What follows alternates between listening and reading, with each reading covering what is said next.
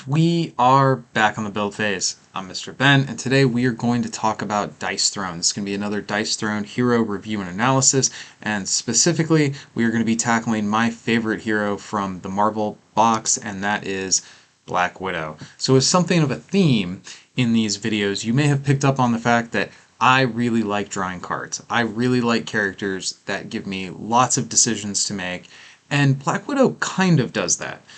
She is going to force you to have to make a lot of decisions, but often those decisions fall along relatively predictable lines, so she is not as nuanced as, say, Shadow Thief, but there's a lot more going on in terms of her coin and card management than there is with many other heroes in the game.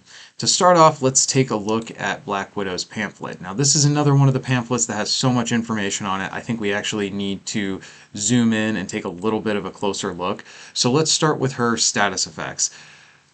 Covert Ops is the core mechanic that allows Black Widow to function in the way that she does. So at the start of the game, you get 3 of these tokens.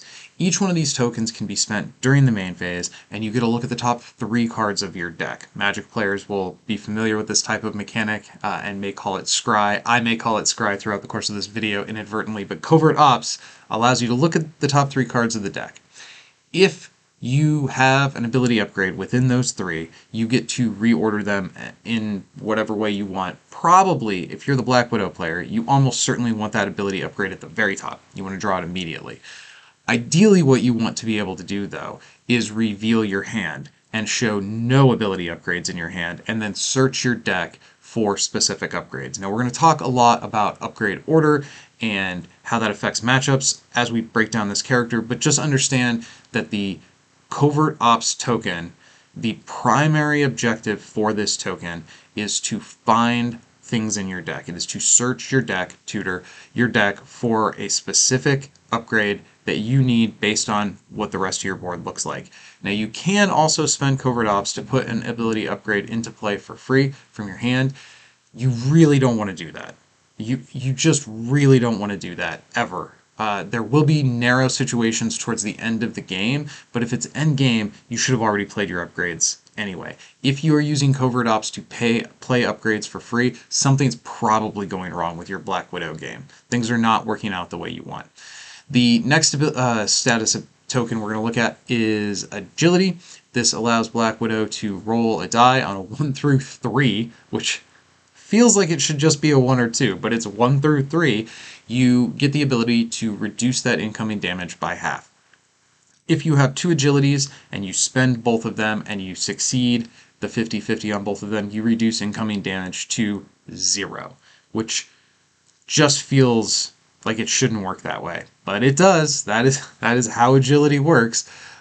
This combined with her defense does make this character, I think it pushes her outside of the realm of Glass Cannon, while there is sort of a temptation to classify Black Widow kind of along the lines of Pyromancer as a glass cannon, where she can do tremendous damage but can really get hit back pretty hard. Her defense isn't awesome, but it's good enough, and when combined with agility, really, Black Widow is a tankier character than I think the glass cannon stereotype. I don't think that label is appropriate here. I would really combine her. It's strange because she has control elements, but those control elements kind of build to just a damage spam endgame. So she has a slow start and then a very aggressive mid to endgame where you're not doing control-y things like stealing cards or CP or any of that kind of stuff. You turn into essentially a late-game aggro character, which is kind of an interesting journey to go on, and there's a lot more decision-making involved in making Black Widow work than there is with a lot of the other aggro characters in the game. Alright, finally let's take a look at Time Bomb. This is the final status effect for this character. At the beginning of the game, when you put this onto somebody, it's on the 2-second side. Now, you can flip this over to the 1-second side during application if you have at least 6 ability upgrades in play. So later in the game, this becomes even more deadly. The way it works is kind of like nanites in that you inflict it, and at the start of the player's next upkeep phase, they get to roll a die. On a 6, like nanites, you remove the time bomb, but on a 1 through 5, you either advance the 2-second side down to the 1-second side, or if it's the 1-second side, it blows up and you take 4 damage. This is how Black Widow deals with characters who have really scary defenses. If you don't, or if you're at the part of the game where even the samurai's kind of small damage return is more than you want to deal with, if you don't want to deal with Shadow Thief stepping into the shadows, this is her ability to step out of that high damage, like aggressive attack archetype, and sneak some damage in around the edges. And depending upon the contours of the rest of the game, Time Bomb can often be your finisher. When things start to get a little scary and your health values start to get a little low, rolling for abilities that give you time bombs can allow you to push damage through without the risk of any return damage coming back at you from the opposing player's defense. All right, last thing I want to comment on the pamphlet here is that her die faces are 2, 3, 1. Now we've seen a ton of 3, 2, 1 die faces, so the quantity of the symbols is very common, but the layout of the 3, 4, 5 being the grouping of 3 rather than 1, 2, 3 is, I believe, unique to this character, and it leads to some interesting situations with how some of her roles play out. All right, let's take a look at the whole board here. As always, I always want to comment, hey, the art's really good, but we all know the art's really good. This is no exception. However, Manny's designs for Black Widow's suit, I really like. The strip of kind of bright white that goes down from her shoulders and around her arms. I think that looks really cool. I like the way the gauntlets look when we can see them. As always, Manny is very good at killing it in the art department, and this character board is no different than the rest of those. All right, so let's move in and start looking at character-specific, the character powers.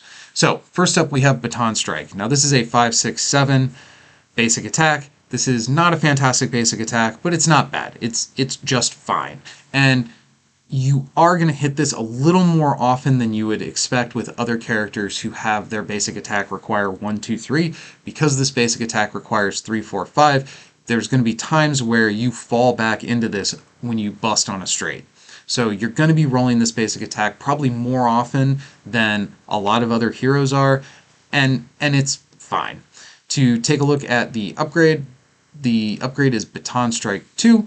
This costs 1 coin and it gets you 6, 7, 8. Again, the damage is fine, but the rest of the words on this card I think are what really push this upgrade up in my opinion, and that is when this card is played, force an opponent to reveal their hand to you. So let's keep in mind that Black Widow is going to want to, in most games, play every upgrade she has. This one is a higher priority upgrade for a couple of reasons, in that it only costs 1, so you can fit it in places where one of her more expensive upgrades wouldn't be able to fit in. You are going to roll this attack more often than you would with a lot of other heroes, and the words on the card give this upgrade more utility, where maybe you play this out just to get a peek at your opponent's hand to determine if you want to take that last reroll to chase that large straight or settle on the small straight, if you want to push for an ult this turn, if they have status removal that you want to try to play around. There's any number of reasons you might be in a situation where the decision you're trying to make could be informed by taking a peek at your opponent's hand, and this ability upgrade allows you to do that. Now, typically you are not allowed to play ability upgrades except during the main phase. However, Black Widow has a power that gets around that entirely, and it is, in the same way that Covert Ops is kind of the key status effect that she has, Red Room Training is absolutely the key ability to make this character run. It's what makes everything else work. So let's dig into the Red Room Training. So this is the ability that allows you to start the game with those 3 Covert Ops tokens, and again, I'll stress this every time they come up. They are crucial. Properly managing your Covert Ops is the key to properly playing this character. 100%. This allows you to play ability upgrades during the roll phase. Now, this is a power I do not often take advantage of, and it's not that I forget. It's not because this is unique and you go, oh man, I could have sequenced that differently. It's because I like to know what I'm doing when I go into the roll phase. Is there a potential that you could take your opponent off guard by rolling your dice? Like, let's say you have 2 different ability upgrades that cost the same. You roll your dice and you get to see which roll you're going to activate that turn. then you get to play your ability upgrade. Yes, that can happen. And I've seen it happen. I'm sure it feels good when it does. But what I generally want to do is have my feet more firmly planted than that. I don't like going into the roll phase kind of thinking like, oh, well, let's just see what happens. And part of the reason that's so important to me is when we look at the upgrade of this card. So once you play the upgrade, which costs 2, whenever you play an ability upgrade, draw 1. Now it excludes this card, but every other ability upgrade is going to allow you to draw another card. So even though I can play ability upgrades during the roll phase, I kind of want to play them during the main phase and be able to play that getting paid, or, well, bad example, be able to play that Vegas baby or that status removal card, or get those main phase effects out of my hand if I need to before I go into roll phase, and just have a better grasp on what exactly I'm trying to do in that roll phase. Now, again, your mileage may vary here. If you're a player that values the flexibility of being able to take your opponent by surprise by upgrading an ability after it's already locked in, I can certainly see the arguments for why there would be cases where that would be the correct play. It's just not how I tend to play the character. The other thing that the Red Room training does is, while you have at least 5 ability upgrades, and this is uniform across the upgrade and the base version, as long as you have at least 5 ability upgrades in play, you add 1 damage to all of your attacks. You want to upgrade abilities anyway, so that's where your resources are going to be going. This synergizes perfectly with everything else that you want to do with the character. So I very much like that 1 damage. It doesn't seem like a lot, and you might feel like, oh, investing 5 upgrades, I mean, that could potentially be 10 coins just to get 1 extra attack damage on my attacks. That doesn't feel very good. Sure, if you think about everything else you're doing just as activating this ability, the payoff seems a little bit smaller, but everything else that you're doing has lots of small payoffs along the way. This is a situation where the combination of all the parts actually adds up to more than their sum should. So each thing you're doing along the way, you're getting benefit off of it, and then on top of those benefits that you already want, you're going to get this +1 damage at the end of your game added to all your attacks. So very, very strong. Absolutely, unequivocally, the #1 upgrade you want every single game. What you want to have happen when you play Black Widow is you say, I'm going to use Covert Ops. I'm going to reveal a hand that contains no upgrades. Search, search, search. I reveal Red Room Training and I put it into my hand. That is your turn 1 with Black Widow. For sure. It's either that or luck your way into an ultimate, but we'll talk about the ultimate in a minute. So this is a very crucial, very important power for Black Widow. Next up, we have Infiltrate. This allows you to gain an agility. It advances all 2-second time bomb tokens and then inflicts a time bomb token. The sequencing of that is important. If you were able to advance them after they inflicted them, potentially this would be more in the realm of a delayed poison, where your opponent's again, not guaranteed because you roll on time bombs, but the damage is more imminent. You're not on a 2-turn clock. It's going to happen right away. Now, once you have 6 ability upgrades in play, remember, it will afflict a 1-second time bomb, but still the advance happens after the fact. So in its base form, this is actually relatively easy to roll for, and anytime you're in a matchup where you're afraid of the opponent's defense for whatever reason, you don't want to give them doubloons, you don't want to give them the chance to get into shadows, you don't want to get burned up by the pyromancer. There's a lot of, well, not a lot, there are some characters within the game whose defense roles can be pretty problematic, and this is a way that you can kind of sidestep all of that while at the same time gaining that agility and making yourself a little bit harder to hit. So this is maybe not an ability you feel great about using, but it is an ability you're probably going to use at least a couple times in most games, and in certain situations you're going to try to spam this. You're going to chase this ability. The upgrade for this is Infiltrate 2. It costs 2 CP. Again, I gotta mention, Black Widow is a character that really struggles with coin generation. You are going to find yourself having to make some hard choices with this character because a lot of the upgrades cost 2. They don't have a lot of CP generation built in, so a lot of times the way you're getting the coins to pay for these cards is by selling what's in your hand. And you're going to have to make some hard choices with this character sometimes. It's important to get these abilities down, but it's also important to play cards like Triple Up. So probably a bad example. You probably don't sell Triple Up even to pay for something as important as one of these upgrades. But there's a lot more pressure on resource management when playing Black Widow than with really almost any other character because of how important. If you don't get these abilities down, you lose. If you can't get these abilities down because you don't have the resources, you lose. So you've got to know how to use your covert ops, and you've got to be willing to maybe sell that 6-it, which feels terrible to sell an important card like 6-it, but maybe that's a card you have to sell in order to get these ability upgrades down. And maybe by selling that, playing this upgrade and drawing the next card, maybe you recover. Again, back to how Red Room is such an important part of how this character works. All right, focus on the ability we're actually on. Infiltrate 2 gives us two things. First, it upgrades Infiltrate, and it also gives us Spy Game. Now, Spy Game is going to be a little bit harder to roll for than Infiltrate. Obviously, it requires 2 6s instead of just 1, but this is one of the few ways that you can gain Covert Ops again. So if your game isn't going according to plan, or if you're really CP starved, like I was just talking about, maybe that 4th Covert Ops, the one you get off Spy Game, maybe that's how you get one of these abilities down because you don't have anything else in your hand you can sell. Or maybe that Covert Ops lets you search. Ideally, it lets you search for an ability that's buried in the bottom of your deck that you weren't going to see without it. This also lets you deal 6 undefendable damage and gives you an agility. Again, the kind of games where you want to be relying on Time Bomb, probably you want to be relying on the undefendable damage, so you don't have to. The same reason why you would rely on Time Bomb is why you would want to rely on undefendable, to avoid those interactions with your opponent's defense value. And you got to keep in mind that 6 is not going to stay 6. Once you get enough upgrades in play, it's going to turn into 7. 7 undefendable damage plus the 2 status effects is a very strong ability. Do you feel good about having to use 2 6s? I think you probably wish you were able to push for more 6s, but as far as an ability, Spy Game, especially late in the game, is probably going to be pretty useful.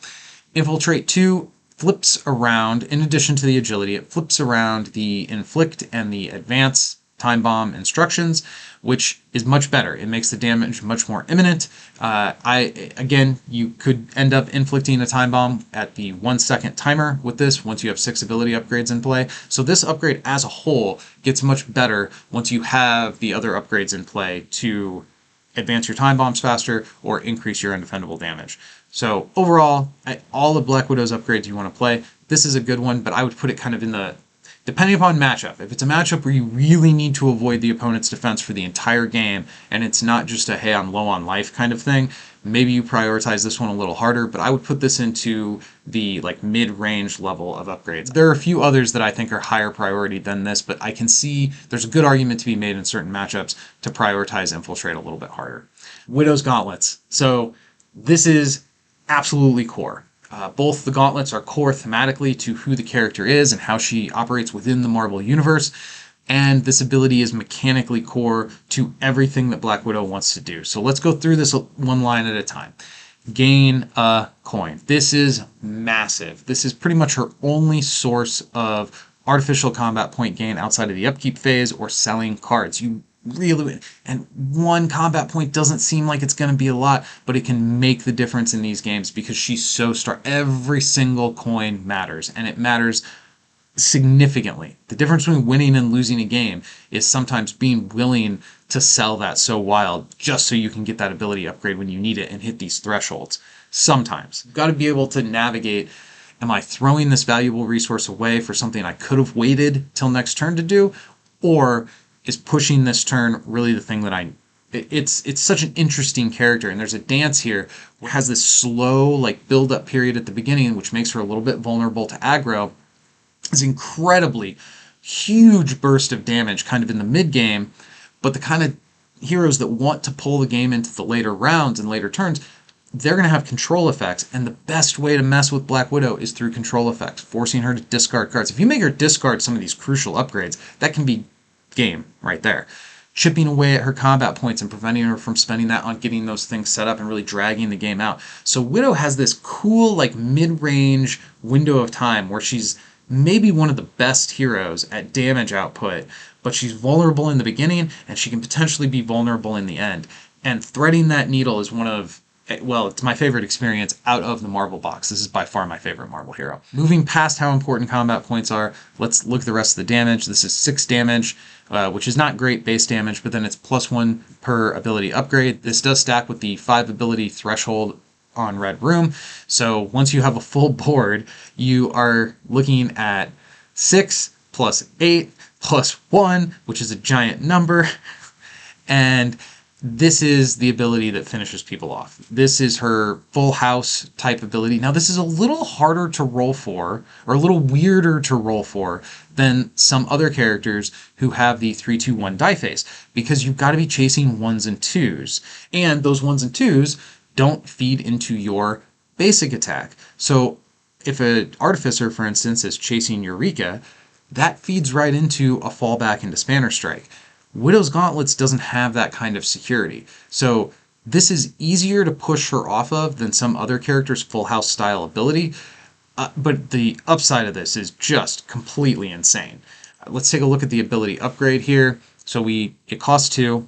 Again, what Black Widow's economy is something you really have to focus on to excel at playing this character.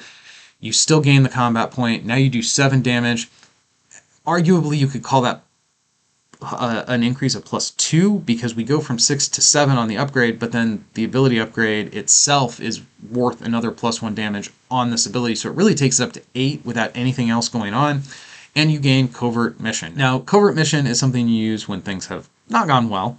Maybe you tried to declare Widow's Gauntlets, now you don't have a gauntlet, and instead you just inflict time bombs on up to 2 different chosen opponents. It is frustrating to me that it specifies different opponents. Sure, in multiplayer games, there's a little bit of added value there. In Dice Throne Adventures, there's a little bit of added value there. But in 1v1, that's just like words that don't help me, man. So you get 1 time bomb. That is not great, although, again, if you have 6 upgrades in play, it comes down on the 1 second side, and your opponent is looking at having to roll exactly a 6 or taking 4 damage. So this is basically like a 4 undefendable attack, kind of, which isn't the end of the world, but this is not. Covert Mission is something you only do when something else has gone wrong. And generally that something else that went wrong is trying to get Widow's Gauntlets and your opponent being like, no, no, no. Credit to Dikembe Mutombo for that move. All right. Moving on to the small straight. This is called Hacked. This inflicts a time bomb, deals 5 damage, and as long as you have 3 ability upgrades in play, that 5 goes up to 7. Prior to getting 3 ability upgrades in play, this feels pretty bad. You've got 5 with the potential of doing another 4, so that is 9 damage if the time bomb goes through. So that's, worth consideration. Once you get to the 7, which potentially makes it 11 with the time bomb, then this small straight feels pretty strong. This is not one of my favorite abilities. It's definitely something you will upgrade. Probably, though, what you're going to be ending up with is chasing Widow's Gauntlets, and then you fall into either this small straight or you fall into the basic attack. That's probably the situation where you are declaring this. And if we take a look at the upgrade for this one, it still inflicts a time bomb, and now it deals 6 damage, but 6 jumps to 8. So once this upgrade is in play, we're looking at 8 damage, which feels pretty good, plus a time bomb, which gets us all the way up to 12 potentially if it goes off. That feels pretty good. 12 damage off a small straight if everything goes according to plan. That's respectable. Like, I have no complaints there. But this is not the best thing Black Widow can do. So this is an ability upgrade that I put in the lower tier after I've got my critical upgrades sorted out. Widow's Gauntlet, Red Room, maybe the basic attack, definitely my defense. This one falls into that like infiltrate category of ability upgrade, in my opinion. Moving down to the large straight. You gain an agility, which again, I want to remind you to think about agility as working in concert with her defense to keep you alive until you hit these big damage turns. Later in the game, you might be able to kind of deprioritize that because now you're doing so much damage. Your opponent's focus is probably shifting a little from trying to kill you before you get there to how do I stay alive through this onslaught. But nonetheless, agility is certainly a usable status effect, and it's a valuable part of Black Widow's kit. Starts off with a base damage of 7, and we roll 4. This will add 1 damage for each baton you roll. This will inflict a time bomb, and very rarely, very unreliably, give you an additional covert ops. Probably, if you are in a position where you are rolling for that covert ops, where you want that covert ops, things are not looking good. Even if it's turn 1 and you're rolling for the large and you luck into like a roll 1 large straight, here we go, like I'm going to throw some vengeance at you, I think you'd probably prefer any of the other results. 3 covert ops generally is enough to get Black Widow where she wants to be. You never want to turn up your nose at an additional covert ops, but I think I would rather have the potential 4 damage off the time bomb or the additional couple damage from the batons, generally speaking. If we look at the upgrade on this card, it costs 2. It gives us an additional die to roll as part of the riders, and everything else kind of stays the same. Again, I don't think the double 6 covert ops here is really where you want to be, but maybe there's some games where it's like, hey, I'll get some damage and I can go fish for another ability upgrade. You'll probably be in those situations some of the time, but it's not ideal. In my opinion, if you're activating the large straight and hoping for the double 6s, you're not on plan A. So something has gone wrong along the way. This also gives you Subvert. Now, Subvert is probably the easiest way to replenish your covert ops if you're in that unfortunate situation where you really need that effect. It also comes paired with an additional agility, which I think is really important and synergizes well with what your game state would have to be in order for you to want to target this ability. If you're using Subvert, it probably means that your early covert ops hit a lot of ability upgrades. You haven't been able to search for them. You're kind of at the mercy of drawing your deck, in which case you're probably not putting out a lot of damage, in which case you're probably looking for ways to try to sustain into the later turns until you can get set up because your early plan of rushing to get set up has gone off the rails. So anytime you declare Subvert, I guess it could be a backup, but let's assume you wanted Subvert. It probably means you need the covert ops to try to find those ability upgrades that you haven't been able to find in the early turns, and you need the agility to help you just stay alive until you can actually get set up. So overall, I like how Subvert as an ability is constructed, but it's a break glass in case of emergency kind of ability. This is something you're not targeting unless something has gone wrong. All right, let's move on to one of the most important abilities on her board, and that is Grapple. So we haven't talked about the ultimate yet, but I'm gonna, spoiler alert, this ability gets bigger than the ultimate. So you gain an agility. I don't care about the agility here. Yeah, it's fine. It can be an important part of her kit, but on this ability in particular, the reason I'm targeting this ability is either because I had an ult and my opponent pushed me off of it, or I'm going for the kill. This is her kill move. This move gets bigger damage numbers than her ult gets, which is wild to think about. So it starts off at 6 undefendable damage. That's already pretty decent for a mini ult. You add 1 damage per ability upgrade in play. If you have all 8 upgrades in play, that feels pretty good. If you have at least 2 ability upgrades, you gain a coin. So this is another way to kind of artificially juice Black Widow's coin purse. Unlike Widow's Gauntlets, this is kind of hard to roll for, so I don't think you're going to be targeting Grapple with the purpose of getting that extra coin, but it's great because, again, she's a hero who is really throttled on the ability to pay for things, but is under a tremendous amount of pressure early in the game to pay for things. So any place on the board where it says gain a CP, you got to feel good about that coming out. But the big part about this is what you actually end up doing here is getting 15 undefendable damage. Now, how do we get to that number? It's because there's 8 upgrades, plus the 6, plus you get 1 from Red Room for having the 5 damage threshold. So altogether, 6 plus 1 plus 8, we're looking at 15 undefendable damage and an agility and a coin in your coin purse. This is a massive power. If you are playing against Black Widow, this is one of the things you have to kind of be afraid of. You know, to think that, hey, I'm at 15 health. Now, normally 15 health is probably a 2-turn game. I probably have 2 turns left before my opponent can kill me off. Not against Black Widow. She can snuff you out from 15. That's a huge amount of reach. Now, it is, of course, a mini ult, so it does require a very specific roll target. You're not going to get this every game. And more than other heroes, Black Widow may not have the available combat points to be investing in things like dice fixing cards because she has to invest so much in her upgrade kit to really get her board to work the way she wants it to. So we've already established how powerful Grapple is in its default form. What does the upgrade do? Well, it makes it even better. So the combat point is guaranteed. Arguably, even at the base level, you only have to have 2 upgrades in play in order to get the value out of it. So it kind of feels guaranteed. If you're rolling Grapple with no ability upgrades in play, again, that's an edge case. That's a weird situation. So most of the time I think about the combat point as being guaranteed. On the ability upgrade, it is actually explicitly guaranteed. Your 6 damage goes up to 7, everything else stays the same. This is still ridiculous. So you can potentially have 7 plus the 1 from Red Room plus the 8 from every ability upgrade being in play for 16 damage, which is ridiculous. It also adds Recon, which requires 3 6s, so the micro ult is gain an agility and search your deck for an ability upgrade and put it into play, then shuffle your deck.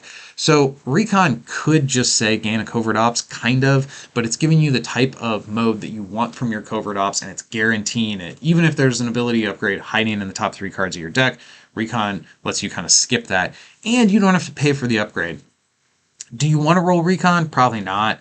But kind of with what I had to say about Subvert, the way the abilities that let you generate extra covert ops also assume that you're going to be in the type of board state where you need to generate a little more defense. Agility is packaged in with this Recon ability. Yeah, I mean, sometimes you're going to declare Grapple and your opponent's going to push you off of it and you're going to get Recon. After you have all your ability upgrades in play, this is terrible. Terrible. 3 6s just for an agility, that feels wretched. But you're playing this upgrade regardless because you want the value out of it for your other thresholds as well as for Grapple itself. So often you're not going to use Recon. There are maybe some narrow game situations where you will. Given that Grapple is kind of a high priority upgrade, this is one that I would definitely prioritize over something like the hacked upgrade. Yeah, there will probably be times where you use Recon, but I don't think you ever feel good about it. I think that's where you end up because your opponent messed with your dice. So I mentioned the defense for Black Widow several times already throughout the course of this review, and now let's dig into what it actually does. So you get to roll 3 dice. For every baton, which is the face that she has 3 of, you deal 1 damage. For every espionage, which is the face that you have 2 of, you prevent 1 damage, and if you get double 6s, you inflict a time bomb. Now you do have a built-in ability to re-roll these dice, which more than any other character, I think Better D is a completely dead card for Black Widow. You just sell that. She's desperate for coins in the coin purse pretty much at every point in the game, and she has a built-in ability to re-roll defense dice. So there's at least one easy sell in every game. There are going to be characters who are going to try to keep you off of your defense, Ninja, Paladin, these heroes who can generate undefendable damage, and that is going to be a little bit trickier for Black Widow to deal with. Undefendable damage is certainly something that you can use. That, along with attacking her resources, is kind of how you beat this hero. So her defense, whether she wants to soak your attack, which she's not terribly good at soaking damage, and she's not terribly good at dealing damage. This defense reminds me kind of like the Samurai, where you get a little bit of both, but her built-in ability to re-roll those dice, it puts her in the position where she has a little more flexibility to, hey, I want to chase damage here. I want to try to make this game a draw. Oh, I need to prevent damage here so I can make sure I get another turn. And that makes her more responsive than a hero who just, you roll the defense dice and like, there you are. The upgrade costs 2 coins, gives you 1 extra die, and everything else is pretty much the same. There are going to be some games where that double 6 time bomb is going to become really important, especially after you get 6 ability upgrades in place. You inflict it at the 1 second side, and potentially it has to blow up in your opponent's face as soon as you say pass turn. That is definitely a way Black Widow finishes games off some of the time. That said, in my opinion, chasing the time bomb on the defense can often be a trap. I think choosing, hey, what's more important to me here? Do I want to maximize my damage output, or do I want to try to maximize my survivability? And using my defense in one of those 2 ways. Now, yes, I understand a time bomb is going to create more potential damage. If you get a time bomb plus 2 batons, that's 6 versus 4 batons is only 4. I get that, but guaranteed damage versus damage they get a roll of die and potentially prevent, these are all the things you have to kind of weigh in your mind when you're chasing your defense rolls. The other thing is 1/6 is completely useless. So If you have no 6s on your initial die roll, I think you have no business trying to use the reroll to chase a time bomb at all, because you could potentially not prevent that 1 point of damage or not deal that 1 point of damage that could make a meaningful impact on the game. I am very much a bird in the hand is better than two in the bush kind of mentality when it comes to my games. There's a lot of cliches this review. For me as a player, I prefer to decide with Widow, my defense is going to be a way that I'm going to do additional damage to help win that damage race, or I'm going to be in full defense mode. The occasional time bomb is just kind of like icing on the cake, and it's not something I put a lot of my focus on when piloting this character. All right, let's talk about Black Widow's ultimate. So this is the Widow's Bite. Of course, it requires the 5/6s, and you search your deck for 2 ability upgrades, put them into play, then shuffle your deck, inflict a time bomb, and deal 10 damage. So we've already talked about 2 abilities on Black Widow's board that deal more than 10 damage. So as raw damage output, this is not the best ultimate. And weirdly, this is an ultimate that the later you get in the game, the less good it becomes. Because the big part of the text here is, for me, search your deck for 2 ability upgrades and put them into play. This addresses one of the biggest challenges Black Widow has, which is, how do I afford all of these upgrades? This lets you find an upgrade, which is the role that Covert Ops serves, and it lets you put those upgrades into play, which is another thing that you really struggle with because you don't have enough currency to pay for everything with Black Widow. So this is the kind of ultimate that if you roll it on turn 1, you feel excellent. And if you roll it on turn 10, you might not even take it. You might just go with Grapple, because this is more damage at the end of the game, which is crazy to think about, that there could be a situation where you would have the ultimate available and you would opt not to trigger it. But with Black Widow, that's a thing that can happen. It's so weird. I love this character. All right, let's put the board away and let's take a look at the rest of Black Widow's card kit. So, I think this is pronounced assemble. I think, which I believe is a ballet term that means to assemble. So I can just, I think it's assemble. So this is a 1-cost card that lets you get 2 agilities. Late in the game against high damage heroes like Shadow Thief, this probably feels pretty secure. If you're able to force both of the agilities to trigger, you could prevent potentially 20 damage, you can prevent infinite damage with a double agility trigger, and it's at instant speed, so you can throw this out during the defensive roll phase. So your opponent has a huge attack that's going to kill you coming in, they look at your defensive roll, that's not, I'm going to win this game, and then you play Assemble and hit on double agilities and take 0 damage. It's like Shadows, but you have to work a lot harder for it. Early game, I think you have to sell this. There are so many situations where early game you can't afford your upgrades, and I don't think camping out on Assemble is worth it if you could put an ability up, especially if Red Room's in play. If you can put an ability upgrade out and draw another card, you are so far ahead than you would be sitting on the 1 coin that you would have to spend on this card. Sell it and move on. Later in the game, especially against high damage heroes, I think this is more valuable, but Black Widow is not the kind of character where you can sit around and wait for perfect situations. If you wait too long to get set up, you will lose. You just will. You'll get run over by the aggro heroes, and you will get out-endgamed by the endgame heroes.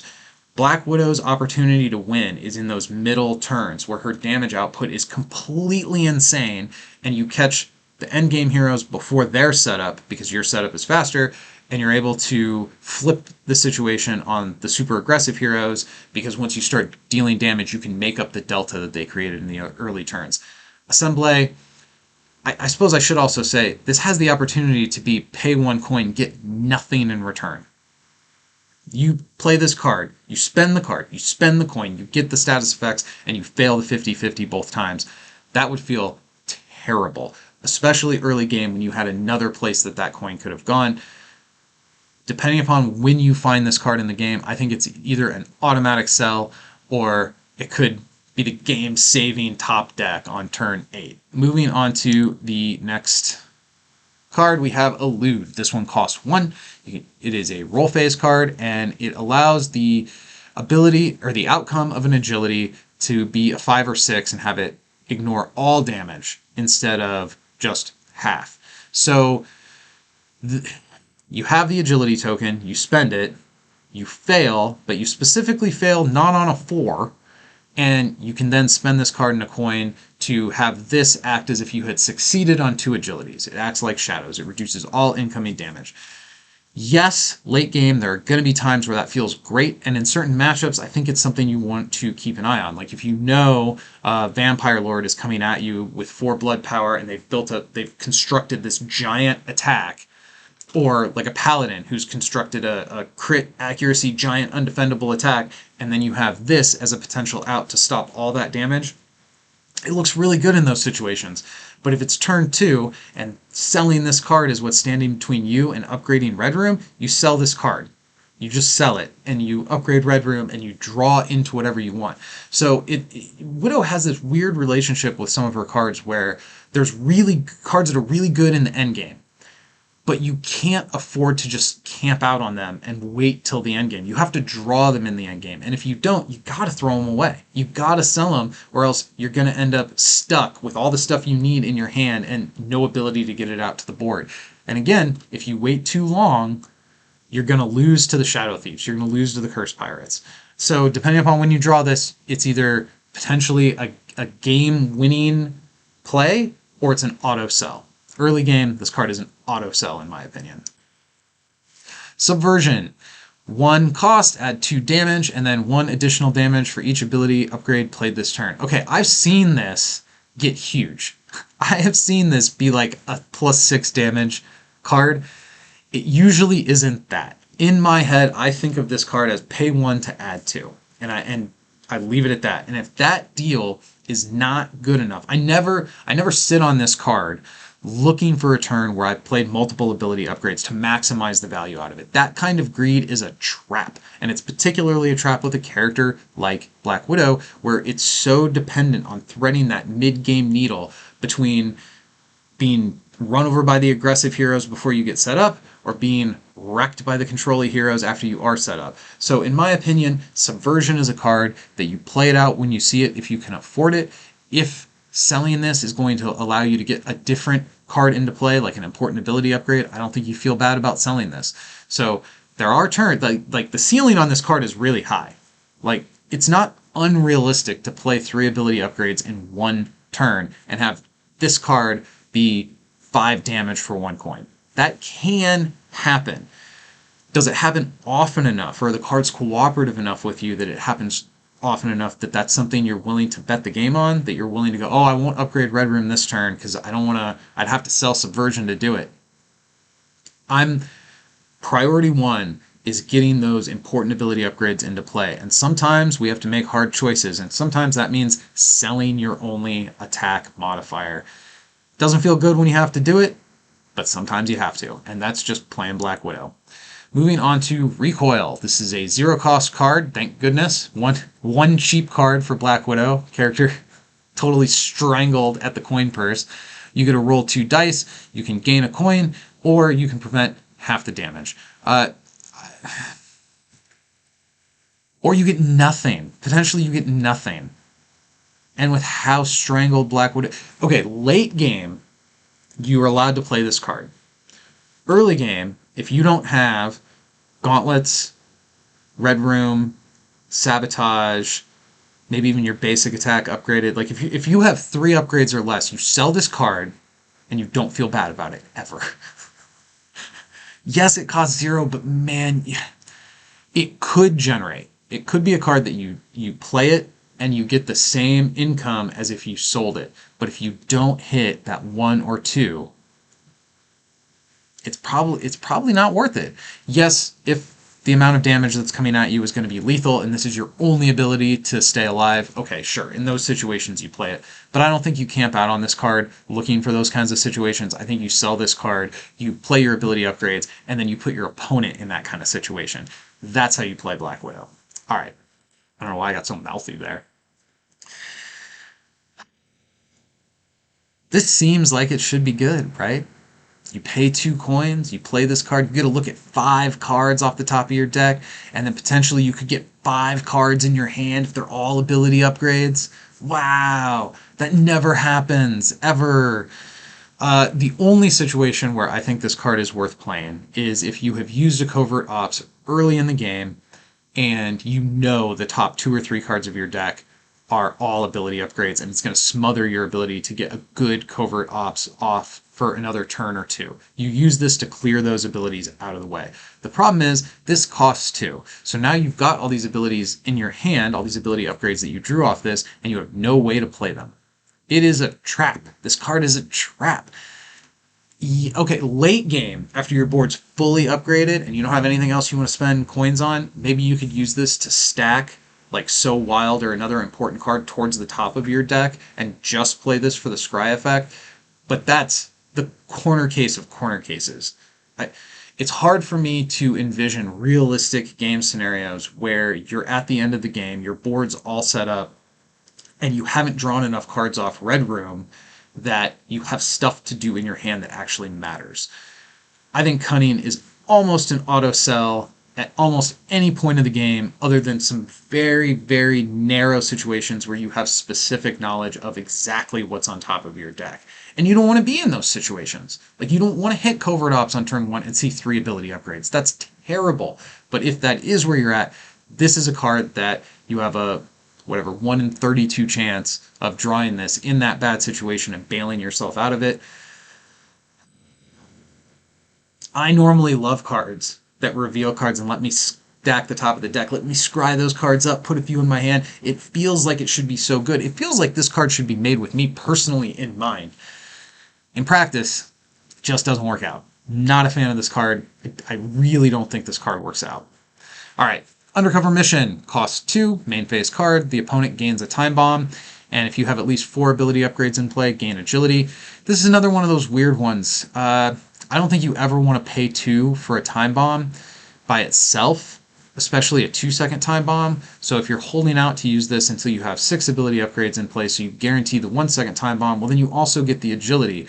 But if you're in the kind of game where your board is decked out, you're probably a little bit less reliant on agility.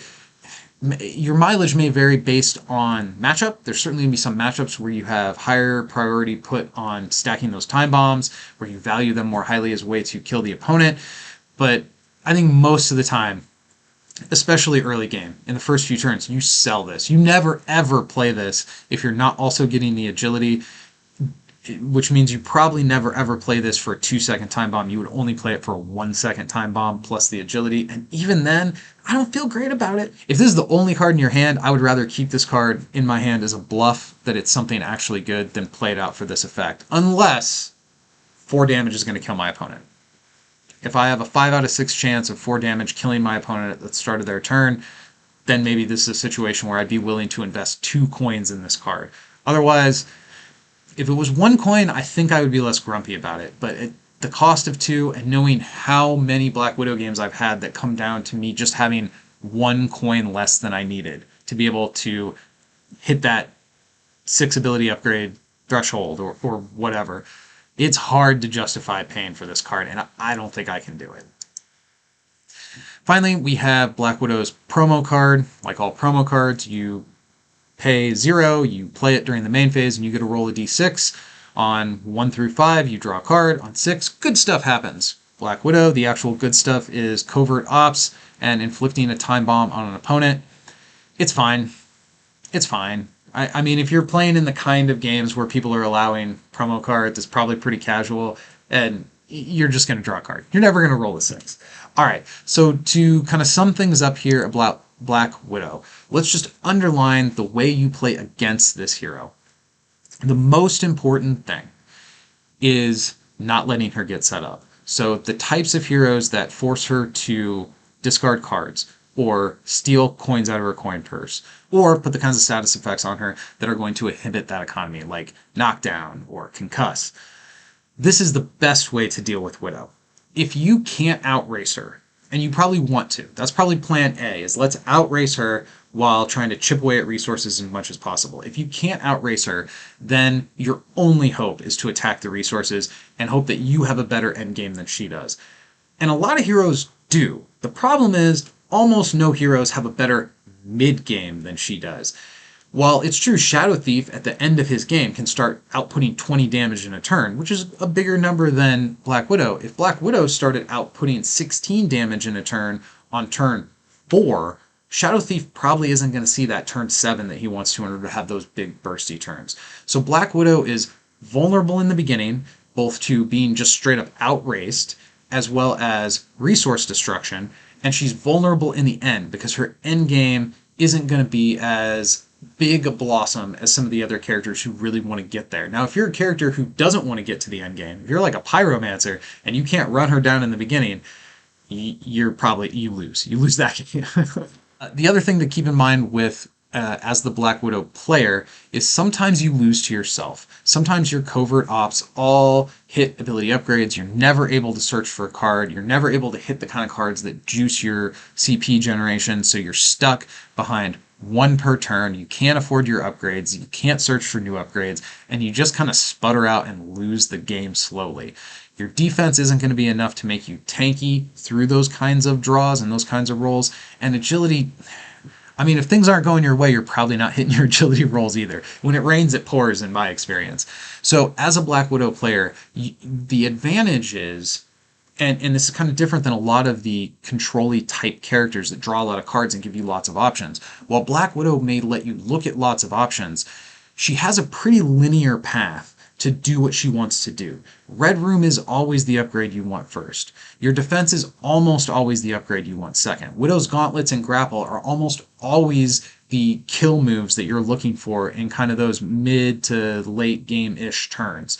And your opponent has to be aware of this. Now, not all heroes are going to have the ability to attack your coin burst or attack your cards, so you may be safe in some of those matchups, but there may be some of those safe matchups where your covert ops just fail you, and you kind of sputter with average damage output, and that's it. And those are games you're probably going to lose. So Black Widow does have more of a casino-y type feel than some of the other heroes. It doesn't tilt as far as, like, say, Gunslinger, who is like the full slot machine hero, in my opinion. And she does this weird thing where she's an aggressive hero, but her early turns, which is generally where aggro shines, are not that good. She's like aggressive mid-game, but she doesn't want to go late game into the super far control. So she threads this very particular needle. And as a player, you have to be aware of what her strengths and weaknesses are. And sometimes you can do everything right, and the covert ops just don't want to let you win.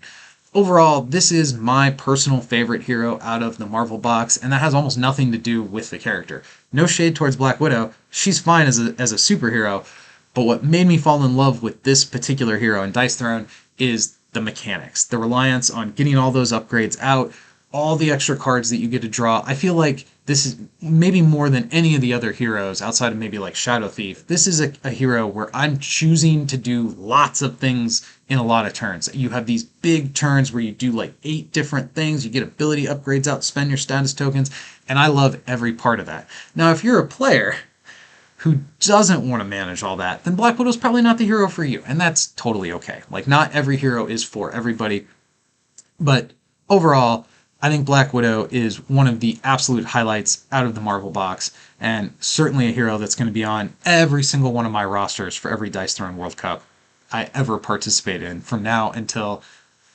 I guess maybe if they release so many other heroes that are better, that might push her off my top list. Probably not going to happen. Alright, this has been the build phase review and analysis of the Dice Throne hero Black Widow. I'm Mr. Ben, and you should go win some games.